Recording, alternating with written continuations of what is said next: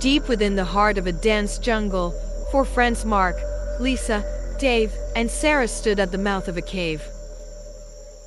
They had heard rumors of its dark, winding passages and the dangers lurking inside. Ignoring the local warnings, they had ventured into the jungle, their adventurous spirits fueling their curiosity. The cave entrance yawned before them, a shadowed moss seemingly swallowing the light from their torches. Mark, always the bravest of the group, led the way. "Come on, it'll be fine," he said, though a shiver of unease ran through him as he glanced at the cave's foreboding darkness. Inside, the air was damp and cold. Echoes of their footsteps reverberated off the walls, creating a symphony of unsettling sounds. Lisa, clutching her flashlight tightly, peered into the gloom. "Are you sure this is a good idea?" she asked, her voice quivering. Relax, it's just a cave. Dave replied, trying to sound reassuring. But even he could not shake the growing feeling of dread that seemed to cling to them. They ventured deeper, their path illuminated only by their dimming lights. The tunnel narrowed, forcing them to move in single file. The air grew thicker, and the smell of decay was inescapable. Mark stopped abruptly, his flashlight revealing an enormous opening ahead.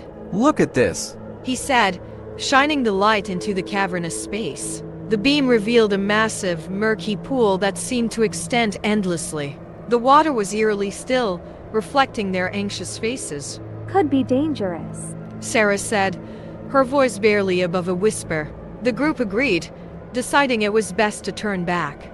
As they retraced their steps, a low, guttural growl echoed through the cave, making their blood run cold. The friends froze. The growl came again, louder and more menacing. Mark shone his flashlight towards the pool, and there, emerging from the water with terrifying slowness, was a massive crocodile. Its eyes glowed with malevolent intelligence, and its scaly body was larger than any they had ever seen. The beast was easily 20 feet long, its powerful tail creating ripples in the stagnant water. Panic surged through the group. "Run!" Mark shouted, but the cave seemed to have transformed into a labyrinth, its twists and turns now a treacherous maze. The crocodile moved with surprising speed for its size, snapping its jaws with a deafening clatter. Lisa, in her frantic escape, stumbled and fell. Dave tried to help her, but the crocodile was too close.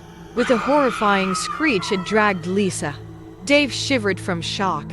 Mark and Sarah scrambled back, their flashlight beams dancing wildly. "We need to find another way out." Mark shouted. They sprinted through the narrow passages, but the walls seemed to close in around them, each corner revealing more of the crocodile's enraged pursuit. Eventually, they found a small side tunnel. They crawled through the narrow passage until they emerged into a smaller chamber, breathing heavily. But the danger was far from over. The crocodile, frustrated and furious, thrashed against the entrance of the side tunnel, its powerful tail causing the cave to tremble. The friends huddled together, their escape route now blocked. The crocodile finally appeared before them, growling loudly. The friends, terrified, screamed to death as the crocodile came to take them down. Nobody survived. Unfortunately, the four friends had to face a horrific end.